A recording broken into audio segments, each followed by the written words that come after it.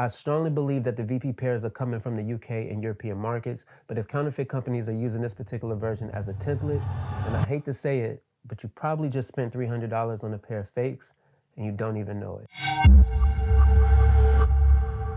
Yo, what's going on, folks? Retrospective Dave here. Just wanted to bring you a quick video and a little bit of information on the Black Cat Jordan 3 that you might need to know, especially the ones that have VP as a factory code. So as you all know, the Black Cat 3 sold out relatively quick, and I don't think stock numbers were that high, which means that many of you are probably buying this shoe from third-party vendors or aftermarket apps. Now, for those of you intending to buy authentic pairs, there are some counterfeit companies out there using VP as a factory code on their replicas. I was lucky enough to get a pair on the Sneakers app, and the factory code on my pair reads VW1. Now, mind you, I do live in the United States, and if you've been collecting sneakers for a while now, then you've probably heard of the term regional pairs, which essentially is when Nike or Jordan brand globally releases a sneaker, and depending on the location in which that sneaker is being sold, there will be some minor differences. In this particular case, the difference is in the factory code. Now, with that being said, I strongly believe that the VP pairs are coming from the UK and European markets, but if counterfeit companies are using this particular version as a template, and I hate to say it, but you probably just spent $300 on a pair of fakes and you don't even know it. So here's a quick tip to help guide you to authenticity if you receive a pair of Black Cat 3s with the VP factory code. The first thing you want to do is take a look at your insoles. The UK and European pairs will not, I repeat,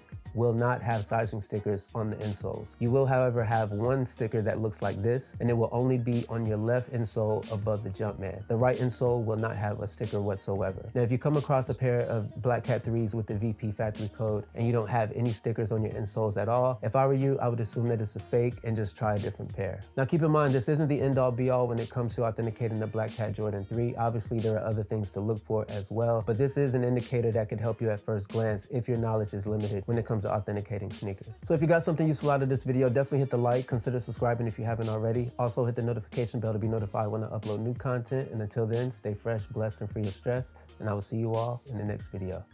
Peace.